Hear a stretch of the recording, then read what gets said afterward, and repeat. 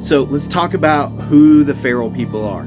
In my opinion, the feral people is a group of individuals that, as a result of not only the Civil War, but the Trail of Tears, some individuals were pushed out of the area that didn't necessarily leave. I think it happened on both sides. I think there were individuals that were pushing these people out that did not want to participate in this, so they fled out into the mountains as well.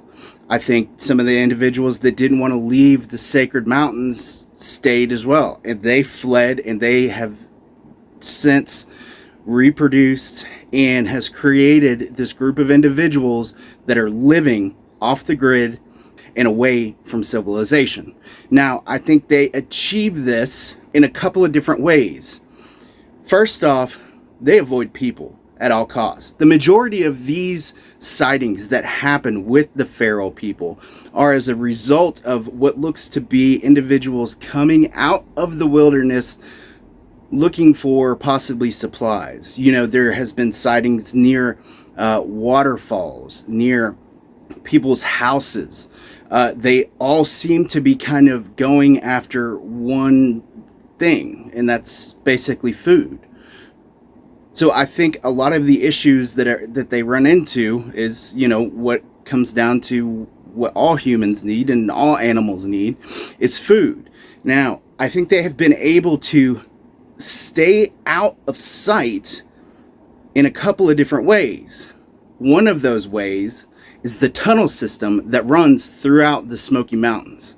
Now, what's interesting to me is that for years, people said that this tunnel system didn't exist. But recently, there is a massive network of tunnels that run all throughout the Great Smoky Mountain National Park. Now, one of the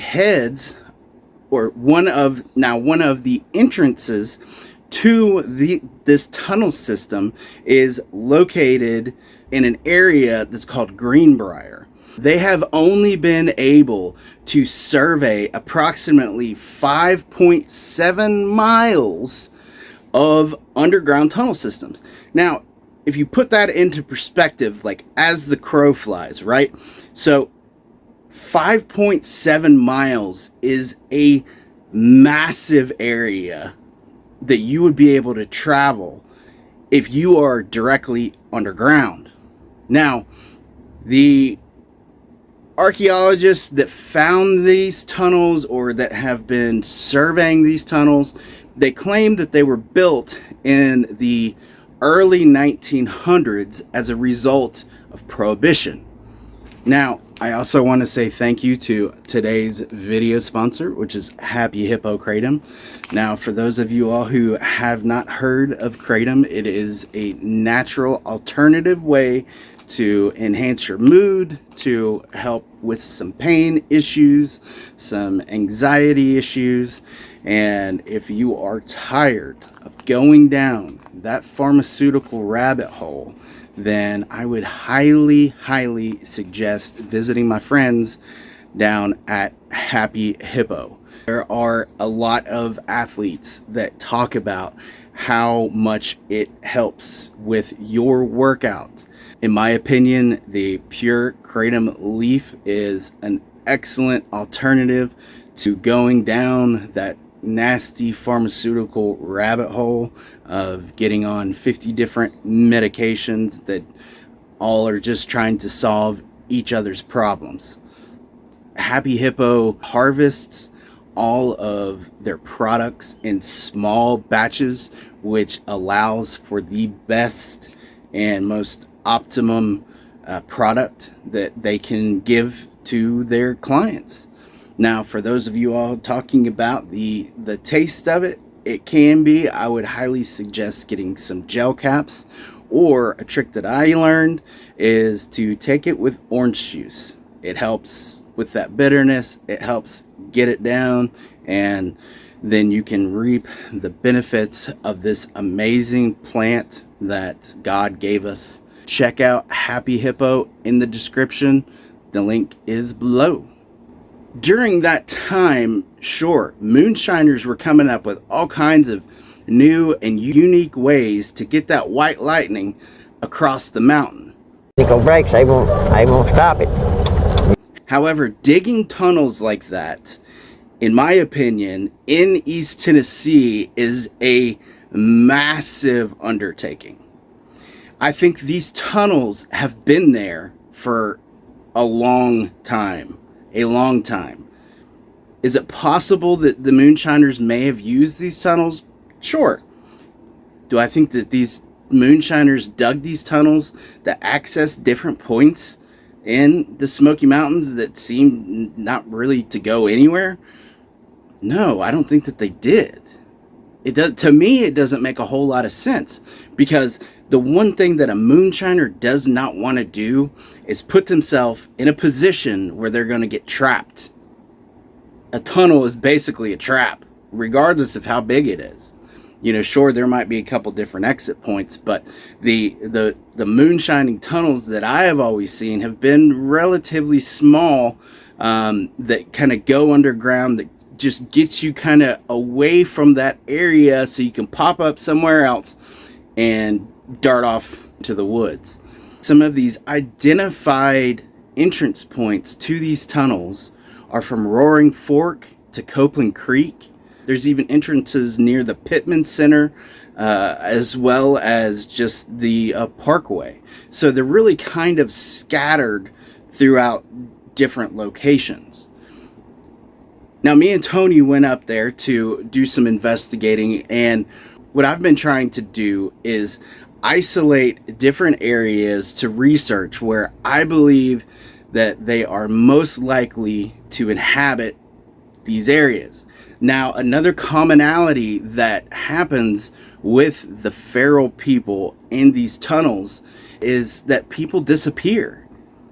You know, one of the most fascinating cases that I have been working on is the disappearance of Michael Heron, because in my opinion, where he disappeared from is pretty unique. It's pretty deep in the mountain, but at the same time, it does have relatively close access points. Now, in my videos, I try to share with you all at least like the starting point of the location of where I'm going. That way, if you're brave enough, you can go out and you can take a look in these areas. You know, you might find something, you might not. You never know. It's the paranormal. Now, when Tony and I were out in the Cades Cove area, we were back near one of these cabins. Now, this is the same area where I have had multiple reports from different people having experiences with these feral people in the Cades Cove area. The disappearance of Michael Heron just so happened to be basically right across the mountain. All of these locations are relatively close to each other. When these people disappear, it's really odd because they just essentially vanish. It's like there is no rhyme or reason to how they disappeared. There is another case of a high school girl that went to my rival high school, where she was up in the Klingman's Dome area with a group of classmates. She was literally on the trail with a group of people, turned around, stepped off of the trail, and just totally vanished. Nothing was ever found of her. There was no clothing, there was no blood, there was no indication that she had been in this area at all. Now, what do I think is happening? I think that these tunnel systems are a little bit more prevalent to what we have been able to discover so far in the archaeological digs of the Smoky Mountain National Park. I think it's a good possibility that these individuals unknowingly come across these camouflaged entry points where they are then grabbed and taken by these feral people. Now, whether or not the feral people are looking to do harm to them, obviously, since they never reappear, most likely they are, or they are just trying to keep their existence under wraps. Now, as Tony and I were both investigating in Cades Cove, we were both seeing what looked to be these large eyes just off in the woodline. Now, there are bear out there, there's elk, there is Bigfoot, in my opinion. There has been lots of accounts of different Bigfoot yelps recorded on camera. However, I think that what's even more prevalent in this area is the feral people.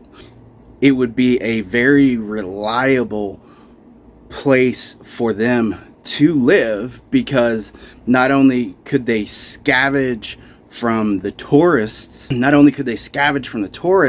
the pioneers were coming here, they utilized this location for its resources. Now, the area, now could somebody do that today? I don't know if you could. I think you'd have to be very familiar with the wildlife in the area, the different types of water sources in that area. I think it would be very difficult for somebody to just kind of live off the grid in Cades Cove nowadays. They're kind of built different. One of the claims that many people talk about with the feral people is that it could be like a homeless person or like a drug addict, somebody who is fleeing society, which, in theory kind of makes sense. But in general, individuals that do that typically have some sort of mental disorder, and they would not be able to, in my opinion, would not be able to make that adaptation in order to survive.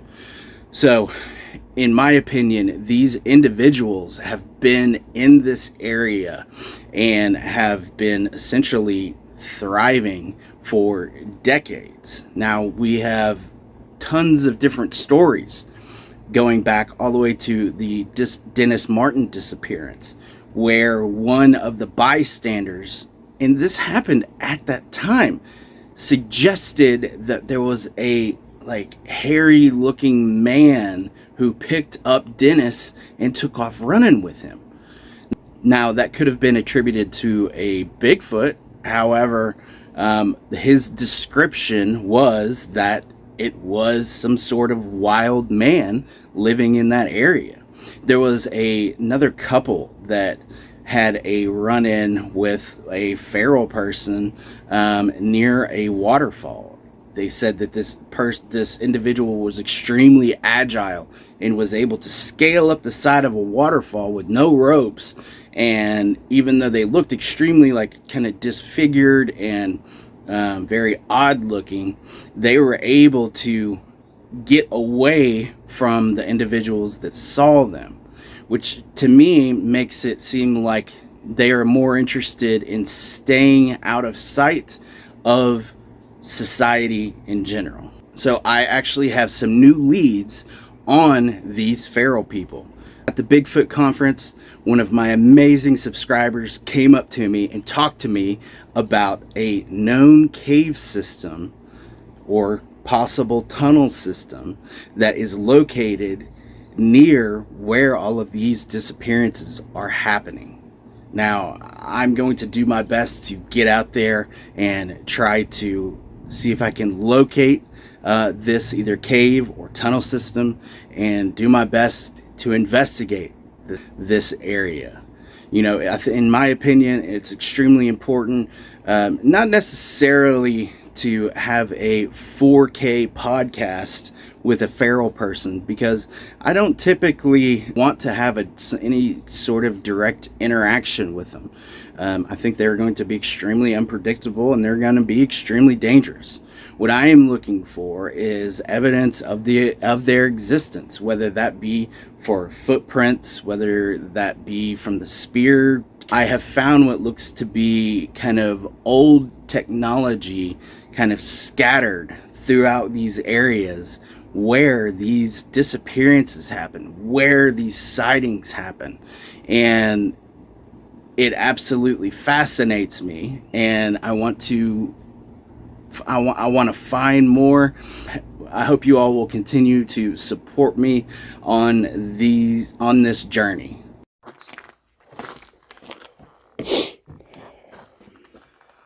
Also recording? Yeah, good.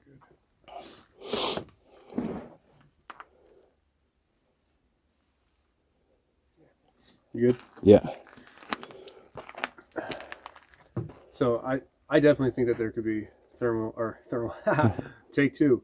I definitely think that there could be feral people out here, and I'm new to this area, Yeah. but just with talking with you and learning about the area and how people were forced out of this area. Yeah. I mean, certainly, like, so think of it this way: this area is so vast, right? At the very least, right? There's so many different angles you can go with it, but at the very least, this area is so vast, and you have so many people that lived up here that were forced out. Is it far-fetched to say that there's groups of them that decided to go further into the mountains and just live here anyways, knowing that this federal government is not going to be able to find them? Exactly. That's my thinking. It's really as not well. that far-fetched. And they are able to survive because it's a generational thing. If you were born into this, you could survive it. Yeah. Absolutely. And like you said, this area is just so unbelievably vast. We've covered not even 1% of it today. Oh, no. I mean, it's absolutely huge. Yeah. It's massive.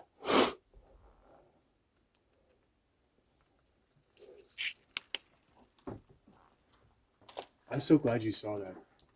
Dude, I swear, it was like... Because I did not want to be like, oh, I saw it again, man. Yeah. Seeing things. That's why I didn't say anything at first. And that's the thing out here. Like, there's no lightning bugs out here. There's minimal insects.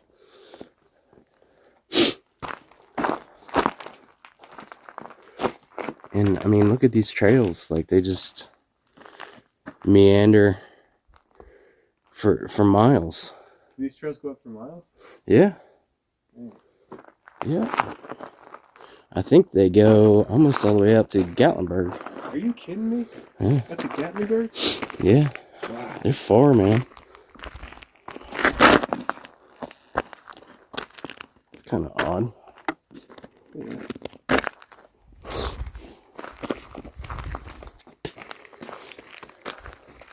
So it's easy for people to disappear out here, man.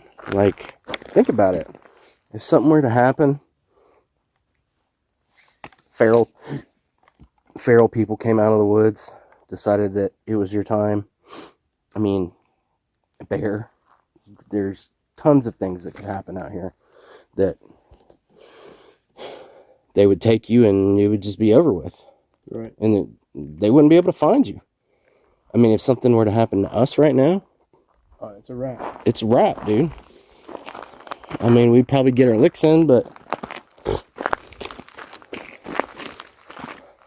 the closest person to us is Jack.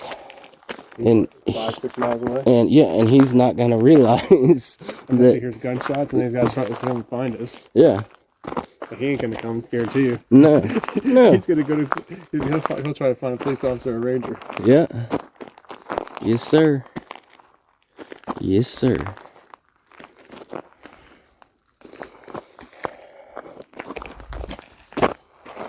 All right, I think that's gonna be kind of a wrap, dude.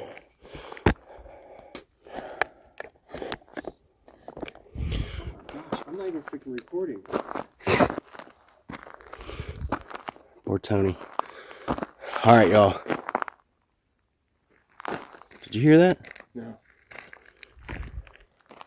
All right, y'all. So this is gonna be a wrap to the first video of the feral people. I wanted to really kick this off and we wanted to come out here and scout out the area to give you all a good idea on how vast this area is. And like at nighttime, you don't see really any videos of Cades Cove at night, so you can get a good understanding about truly how far out we are and how it is possible for a group of individuals to live out here.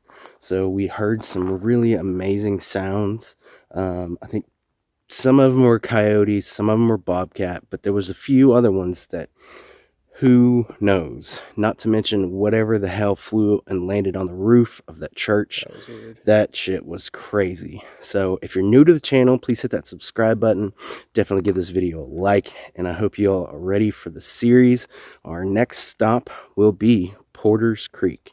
So till next time.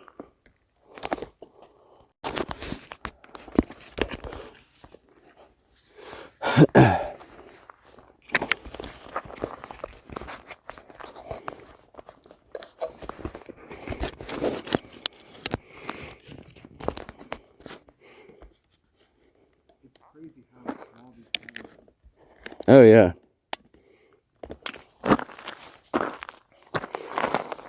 All right, y'all. So we have now made it to the John Oliver cabin. I'm totally blown away at this bike. You know, I know it's kind of weird, but you know, they really helped me out with this thing, and I'm covering so much more ground. It's freaking awesome. But the John Oliver cabin is this beautiful. Here, let me turn around. This beautiful old cabin up here in Cades Cove. Now the question is whether or not the feral people used these cabins as a means to make it through the winter, to make it through hard times. Now granted, we are here right now in December, so what I want to do is I really want to look kind of around and see what I can find.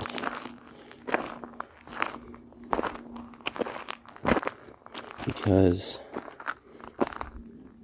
the area is just so unbelievably dark. Like there is zero light pollution. It's so quiet. I mean, you can hear, obviously, airplanes.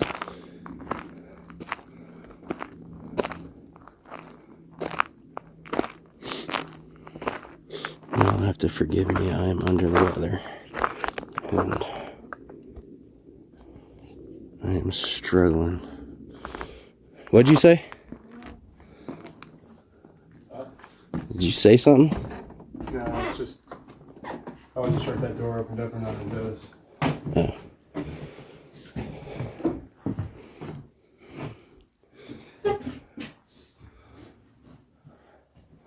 You know, it's crazy because, like, we get so, like, comfortable. Uh-huh. And to see how this is, like, up here, everybody lived like this. Oh, yeah. This is just one room cabin. Yep. And it wasn't just one person. Well, there's families. two rooms. Oh, there's 2 rooms? Where's the second one? Right here. Oh, this goes upstairs? Yeah, I don't know if we can actually, oh, yeah. Oh, man. Yeah. Yep. Is it boarded up? No, you can climb up there. Can we go first? I'll go first. If I can turn back time. Turn around. It's really, I'm hoping I'm not gonna get, ooh, just kidding. Yeah, so this would be the sleeping quarters. Oh, wow. Yeah. Maybe not, I don't know. I mean, heat rises, right? So Yeah. I'd want to sleep up here at night. Yeah. Is there anybody still here? Oh, I don't know when I stopped recording. Did you hear that? I did. Can you do that again?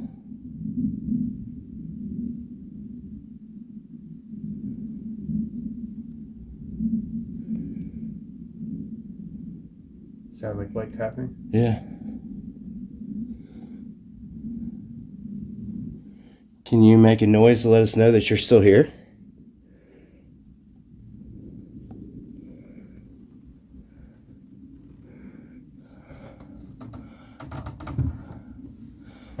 There's some crazy looking hornet's nests.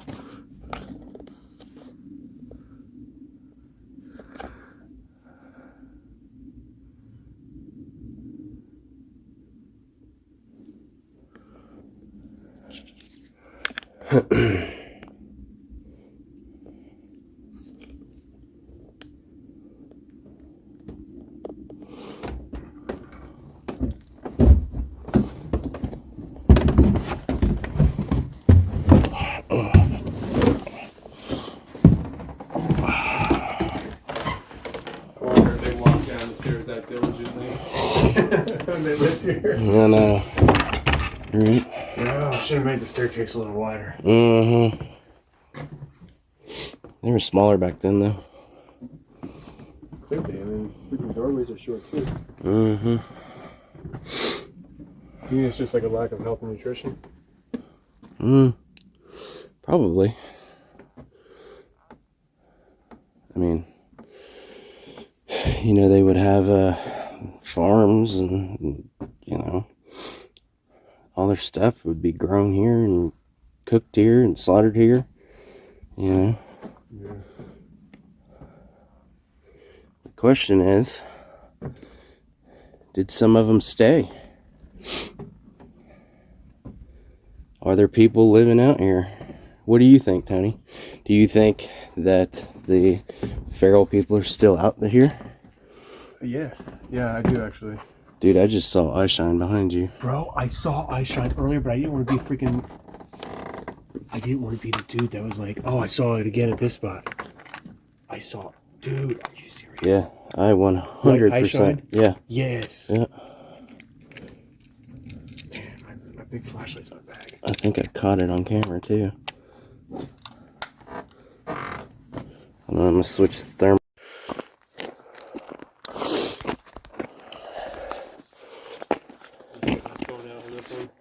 Huh?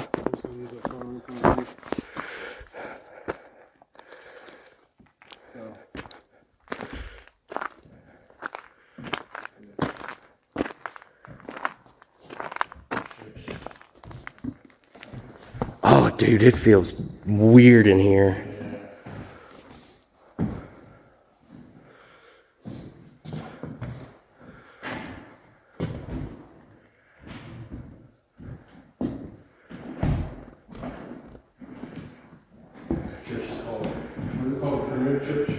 Yeah.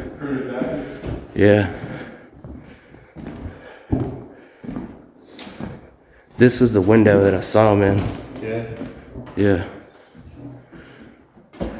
Dude, the way this is angled, like. Yeah. The way this is angled, I mean, something, if it had glowing eyes, it would be standing right here looking out as we approached. Yeah, dude. It could be standing right here. Yeah. That's actually exactly what I saw. That's freaking scary, man. I don't like that shit.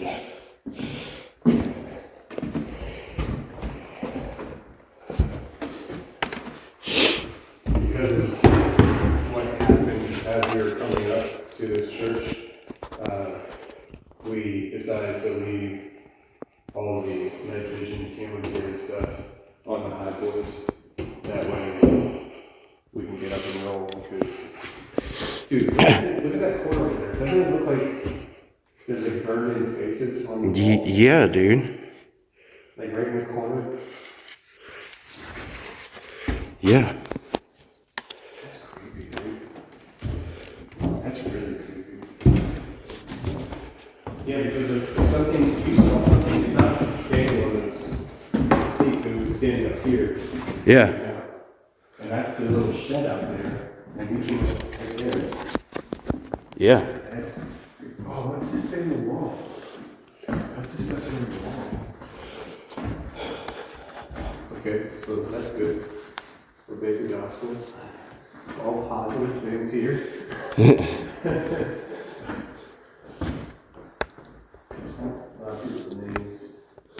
Hold on, I'm gonna do a quick security check because we just pulled up and ran inside. Huh? Yeah.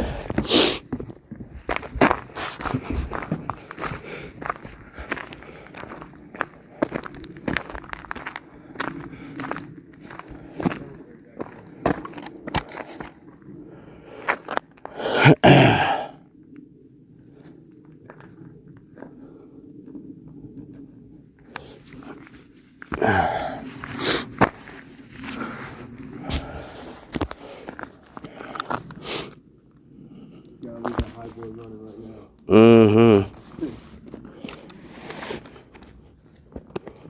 How old is this place, you know? I'd say it's probably from the 1700s.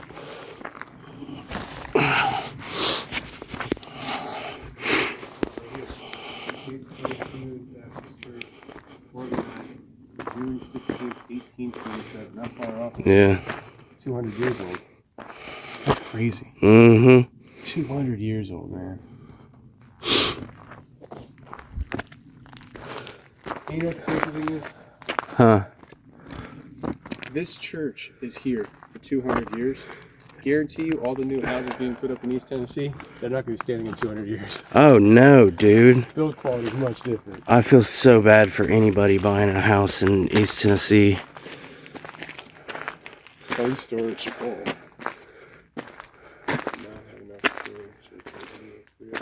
You gotta do some.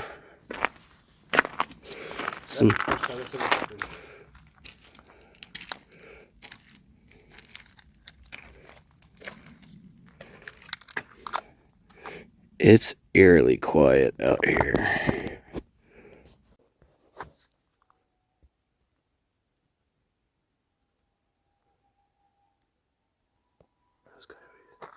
Yeah. What?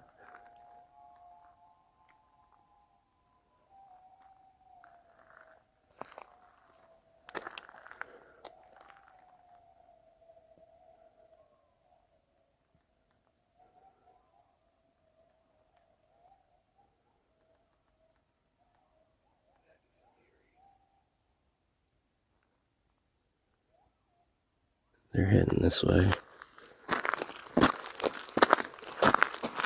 Should I put in the pocket or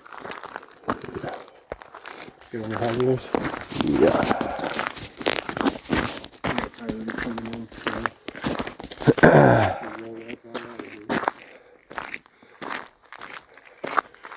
I'm so glad we had those high wheels. Oh my god, dude. Can you imagine like hiking out here when that happening? Holy crap. That would just be awful. You'd be like, yep, we're gonna die. I think awful is actually the perfect word for it. It would be. Alright guys, we're going to the next spot. Where are we going next? I say. So we got 2 churches to check out, right? Mm-hmm. So we scouted out 2 churches, and we gotta do. Holy crap, bro! What? The chimney up on the top roof. Wait, now look at it without the lights on it. Yeah, Oh god. like Yeah. all I saw was this figure on top of the roof, and I freaked.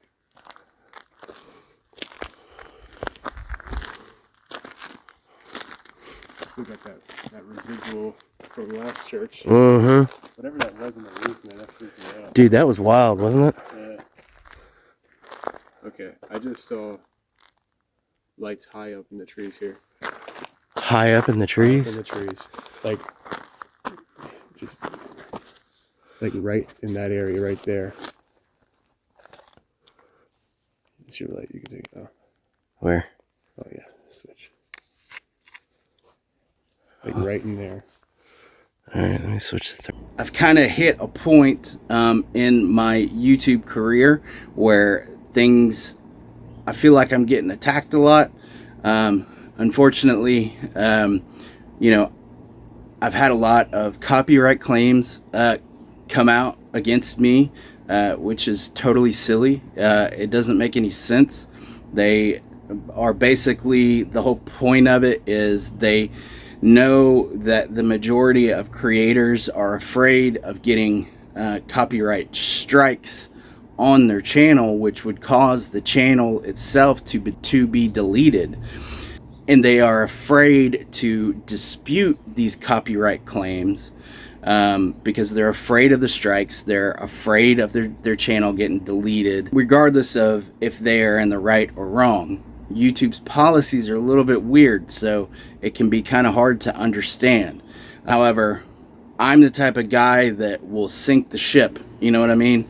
I have no problem fighting against these people. It's just, it consumes a lot of my time, and it consumes a lot of my drive. It can be very defeating, you know, when all of a sudden you have these amazing plans to go out on these investigations, and then you get hit with a copyright strike, and then all of a sudden the small revenue that you do get to help support this kind of gets taken away, or at least put off to when you don't know you're going to get it.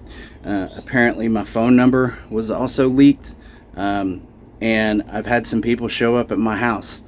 Y'all, you know, I want you all to know that I am extremely grateful for the support and the love that you all show me. However, like, I don't always do very well when I get overwhelmed with comments and different attacks. I tend to kind of shut down and try to just ignore things when it's an individual coming at me. However, showing up at my house, calling me at all hours of the night, it's just not fair. You know, this is my home. This is where my family is. And I am asking nicely to please, no, don't do that. You know, it's just going to turn out bad. You know, it just really is. You know, I don't know how else to explain it. But with all that being said, I think I'm going to have everything cleaned up. I think I should have everything back together, and I'll be able to get my content out pretty quickly here. So if you're new to the channel, hit that subscribe button. Definitely give this video a like. I will talk to you all soon.